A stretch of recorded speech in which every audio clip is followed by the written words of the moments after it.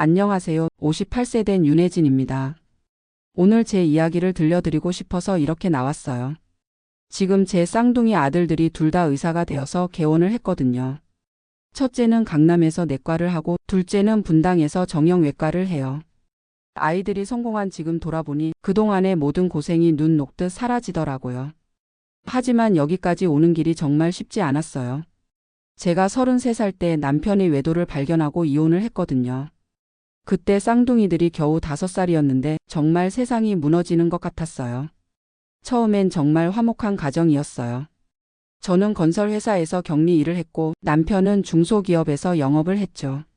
26살에 결혼해서 3년 만에 쌍둥이를 낳았는데 그때가 제 인생에서 가장 행복한 시절이었어요. 남편이 온화한 성격이라 생각했거든요. 아이들도 무척 예뻐했고 저한테도 잘해줬어요.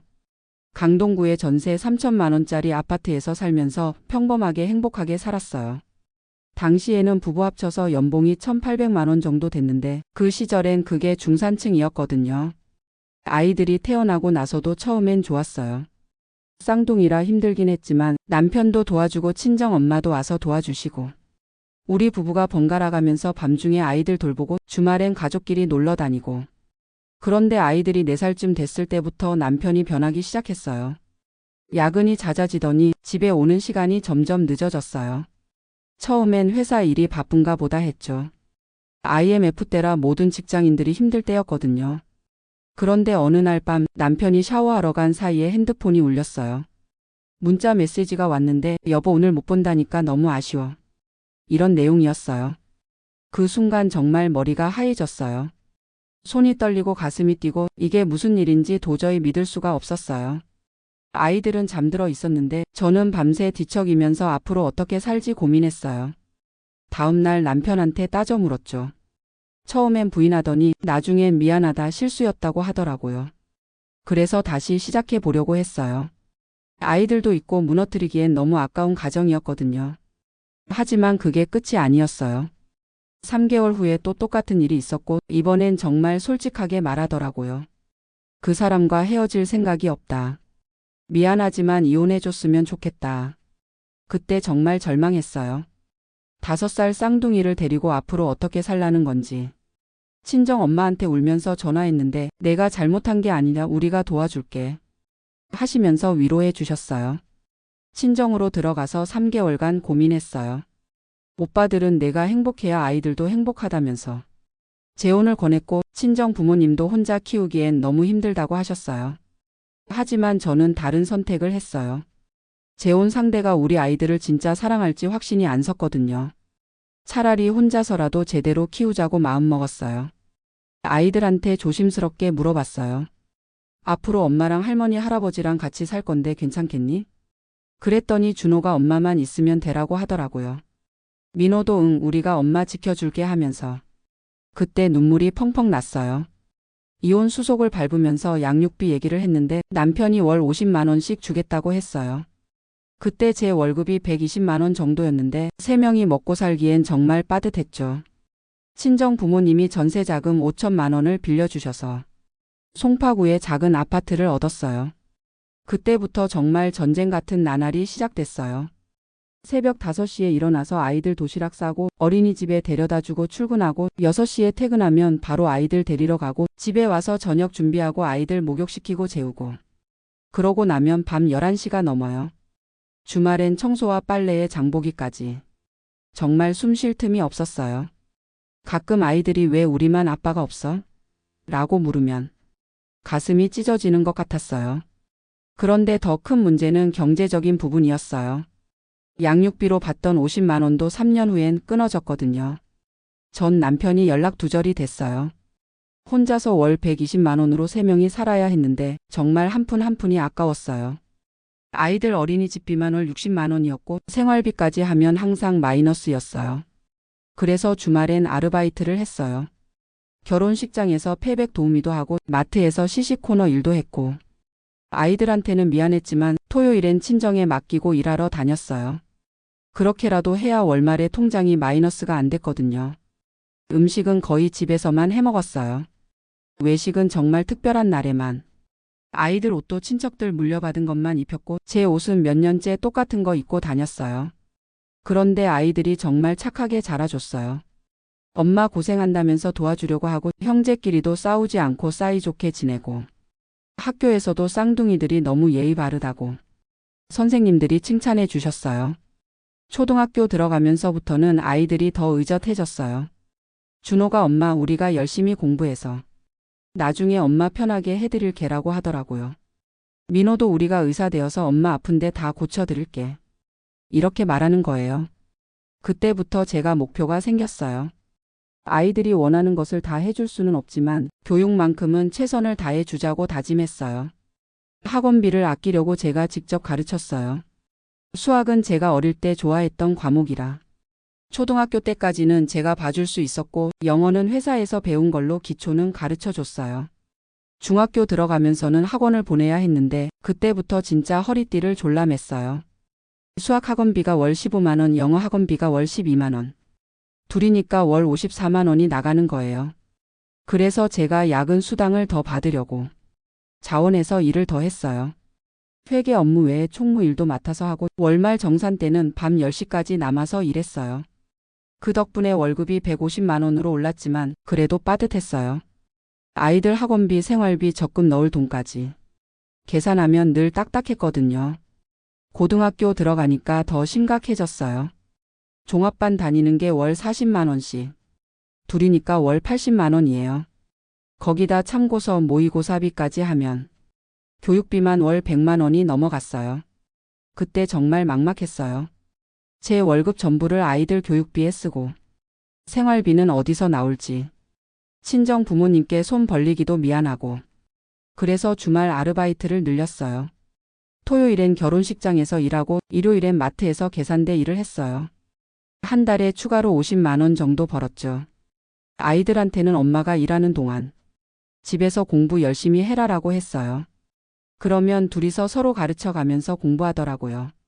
형제가 서로 선생님이 되어주는 거예요. 고3 때는 정말 온 가족이 하나가 돼서 대입을 준비했어요.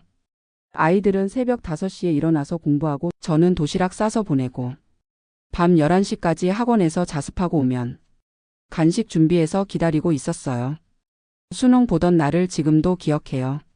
새벽에 일어나서 미역국 끓여서 먹이고 시험장까지 따라가서 그동안 열심히 했으니까 결과에 상관없이 최선만 다하면 되라고 했어요. 결과 발표 날 준호가 엄마 서울대 의대 붙었어. 민호가 나도 연세대 의대 붙었어. 이렇게 말하는데 정말 꿈인 줄 알았어요. 그동안 참았던 눈물이 한꺼번에 쏟아졌어요. 20년간의 모든 고생이 그 순간 보상받는 기분이었어요. 하지만 대학 등록금 걱정이 또 시작됐어요. 의대 등록금이 연간 800만 원씩이었거든요. 둘이니까 1600만 원. 6년간 하면 거의 1억 원이에요. 그때 학자금 대출을 알아봤는데 소득이 적어서 전액 대출이 가능했어요. 아이들한테 대출 받아서 공부하고 나중에 의사 되면 갚으면 된다고 했죠. 대학 생활 6년 동안도 용돈을 줘야 했어요. 의대생들은 과외할 시간도 없고 공부만 해야 하니까 아르바이트도 못하거든요. 매달 30만 원씩 둘에게 줬는데 그것도 제겐 큰 부담이었어요. 그래서 제가 더 열심히 일했어요. 회사에서 과장으로 승진하면서 월급이 250만 원까지 올랐고 주말 아르바이트도 계속했어요. 아이들이 인턴 레지던트 할 때는 정말 안쓰러웠어요. 밤샘 근무하고 와서 녹초가 된 모습 보면 차라리 제가 대신 아픈 게 낫겠다 싶었어요. 준호가 엄마 의사가 이렇게 힘든 줄 몰랐어. 그래도 포기 안 할게 하면서 악착같이 버티더라고요. 민호도 엄마가 더 힘들게 살았는데 이 정도는 견딜 수 있어 하면서 그렇게 아이들이 전문의가 되고 3년 전부터 개원을 했어요. 준호는 강남에서 내과를, 민호는 분당에서 정형외과를 열었죠. 개원 자금도 문제였는데 제가 그동안 모은 적금 3억 원을 털어서 반반씩 나눠줬어요. 아이들이 엄마 노후 자금인데 어떻게 써라고 했지만 너희들이 성공하는 게 내 노후 보장이다라고 했어요. 그리고 정말 그랬어요. 아이들이 자리 잡으면서부터 매달 용돈을 주기 시작했거든요. 처음엔 괜찮다, 엄마가 버는 게 있는데라고 했는데 엄마가 우리한테 해준 것에 비하면 아무것도 아니야. 이렇게 말하면서 억지로 주더라고요. 지금은 매달 200만 원씩 받고 있어요. 제 월급 320만 원과 합쳐서 520만 원이니까. 정말 여유로운 생활을 하고 있어요. 20년 만에 처음으로 돈 걱정 없이 사는 거예요. 작년에는 둘이서 엄마 아파트도 바꾸자면서 15억 원짜리 새 아파트를 보러 다니자고 하더라고요. 하지만 저는 지금 사는 집이 좋아요. 아이들과 함께 20년을 산 추억이 있는 집이거든요. 대신 리모델링을 했어요. 낡은 도배지도 바꾸고 부엌도 새로 하고 20년 된 가전제품들도 다 새 걸로 바꿨어요. 아이들이 이제 엄마가 편하게 사셔야 해라고 하면서 요즘 제일 행복한 시간은 아이들과 통화하는 거예요. 준호는 매일 저녁 8시에 전화해서 엄마 오늘 하루 어떠셨어요? 라고 묻고 민호는 주말마다 와서 같이 식사해요. 병원 일이 바쁘다고 하면서도 절대 안부 전화는 빼먹지 않아요. 엄마 혼자 20년 동안 우리 키워주신 건 절대 잊을 수 없어라고 하면서 며느리감 이야기도 나와요. 준호가 엄마가 인정하는 사람이어야 결혼할 거야 라고 하고 민호도 엄마처럼 강하고 따뜻한 사람 만날 거야 라고 해요. 듣기엔 좋은데 눈이 너무 높아져서 걱정이에요. 지난달에는 둘이서 여행을 보내줬어요.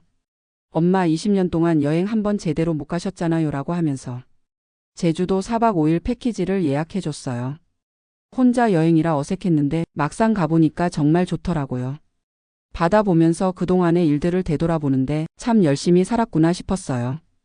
돌아와서 아이들한테 정말 고마웠다고 했더니 앞으로 더 많이 보내드릴 거예요 라고 하더라고요. 이제 역할이 바뀐 거죠. 20년간 제가 아이들을 챙겼는데 이제는 아이들이 저를 챙기는 거예요.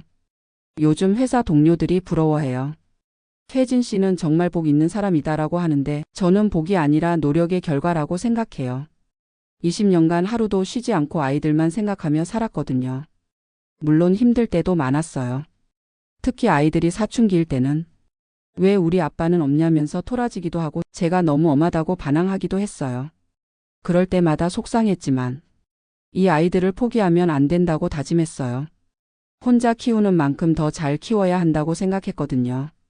중학교 때 준호가 엄마는 왜 재혼 안 해? 라고 물은 적이 있어요. 그때 정말 솔직하게 대답했어요. 엄마는 너희들이 최고라서 다른 사람이 필요 없어. 그리고 새 아빠가 와서 너희들한테 못해주면 엄마가 더 속상할 것 같아. 그랬더니 준호가 엄마 우리가 더 잘할게라고 하더라고요. 그때부터 아이들이 정말 달라졌어요. 엄마를 실망시키지 않으려고 더 열심히 하는 거예요. 고등학교 때는 친구들이 너희 엄마 진짜 멋있다고 했대요. 학부모 상담 때 혼자 오시는 엄마가 다른 부모들보다 더 당당하고 아이들 성적도 좋으니까 선생님들도 인정해 주셨나 봐요. 대학 입학식 때가 정말 감동적이었어요. 다른 학부모들은 부부가 같이 왔는데 저 혼자 두 아들과 함께 사진 찍는 거예요. 그런데 전혀 위축되지 않았어요. 오히려 자랑스러웠거든요. 의사 가운 입은 아들들과 처음 사진 찍을 때도 눈물이 났어요. 내가 정말 해냈구나 싶었어요. 20년간의 모든 고생이 그 순간 보상받는 기분이었어요. 지금 돌아보니까 이혼이 오히려 잘 된 것 같아요. 만약 그때 그 남편과 계속 살았다면 아이들이 이렇게까지 성공했을까 싶어요. 아빠가 있었다면 의존하는 마음이 있었을 텐데 혼자 키우니까 더 독립적이고 성숙하게 자란 것 같아요. 아이들도 엄마 덕분에 더 강해진 것 같아라고 해요. 어려운 환경에서 자라니까. 다른 아이들보다 참을성도 많고 공부하는 이유도 명확했다고 하더라고요. 제가 후배 엄마들한테 하고 싶은 말은 절대 포기하지 말라는 거예요. 지금 당장은 막막하고 힘들어도 아이들을 믿고 끝까지 밀어주면 반드시 보답받는 날이 와요. 특히 홀로 아이를 키우는 엄마들에게 말하고 싶어요. 아이들은 생각보다 강해요. 엄마의 사랑과 희생을 다 알고 있어요. 지금은 힘들어도 언젠가는 엄마가 최고다라고 말해주는 날이 올 거예요. 저도 20년 전엔 정말 절망적이었어요. 5살 쌍둥이 데리고 어떻게 살라는 건지 앞이 캄캄했거든요. 하지만 하루하루 최선을 다하다 보니까 어느새 여기까지 왔어요. 중요한 건 아이들 앞에서는 절대 절망적인 모습을 보이면 안 된다는 거예요. 아무리 힘들어도 우리는 행복하다고 아이들에게 말해줘야 해요. 그리고 교육은 정말 중요해요. 당장 먹을 것이 없어도 아이들 교육비만큼은 아끼면 안 돼요. 그게 아이들 미래를 바꾸는 유일한 방법이거든요. 물론 저처럼 의사 만들라는 건 아니에요. 아이들이 원하는 걸 할 수 있도록 환경을 만들어주는 게 중요한 거죠. 제가 이렇게 얘기하니까 마치 성공담 같이 들릴 수도 있는데 정말 힘든 순간들이 많았어요. 특히 아이들이 아플 때가 제일 힘들었어요. 혼자서 응급실 데리고 가서 밤새 간병하고 다음날 출근하고 그럴 때마다 내가 쓰러지면 안 된다고 스스로를 다독였어요. 경제적으로도 정말 빠듯했어요. 친구들 결혼식에도 못 가고 옷도 몇 년째 똑같은 거 입고 미용실도 6개월에 한 번씩만 갔어요. 모든 돈을 아이들에게 썼거든요. 하지만 그때의 희생이 지금의 행복을 만들었어요. 아이들이 엄마 덕분에 우리가 있는 거다라고 항상 감사해야 하는 모습을 보면 그동안의 고생이 다 사라져요. 요즘은 정말 여유로워요. 좋은 음식 해먹고 가끔 백화점에서 옷도 사고 아이들과 맛있는 식당에도 가고 20년 만에 처음으로 누리는 여유로움이에요. 2년 후면 정년퇴직인데 아이들이 엄마 퇴직하면 뭐 하고 싶어요? 라고 물어봐요. 저는 그냥 평범하게 살고 싶다고 대답해요. 20년간 너무 치열하게 살았거든요. 손자, 손녀 보는 재미도 기다려져요. 아이들이 엄마처럼 좋은 사람 만나서 결혼할 거예요라고 하는데 빨리 좋은 며느리들 만나서 대를 이어줬으면 좋겠어요. 지금 제 인생을 돌아보면 정말 감사한 마음뿐이에요. 힘들었지만 후회는 없어요. 오히려 그 시간들이 저를 더 강하게 만들었고 아이들과의 유대도 더 깊게 만들었어요. 마지막으로 모든 어머니들에게 말하고 싶어요. 어떤 상황에서도 포기하지 마세요. 아이들은 엄마의 사랑을 다 알고 있어요. 지금 당장은 보답이 없는 것 같아도 언젠가는 반드시 돌아와요. 저처럼 이혼한 상황이 아니더라도 아이 키우는 게 힘든 건 다 마찬가지거든요. 중요한 건 끝까지 포기하지 않는 마음이에요. 제 아들들이 지금도 매일 말해요. 엄마가 세상에서 제일 훌륭한 사람이야. 엄마가 아니었으면 우리는 아무것도 아니었을 거야. 이런 말 들을 때마다 20년간의 모든 고생이 눈 녹듯 사라져요. 그리고 정말 잘 살았구나 싶어요. 여러분도 힘내세요. 지금은 힘들어도 반드시 좋은 날이 올 거예요. 아이들을 믿고 자신을 믿고 끝까지 포기하지 마세요. 감사합니다.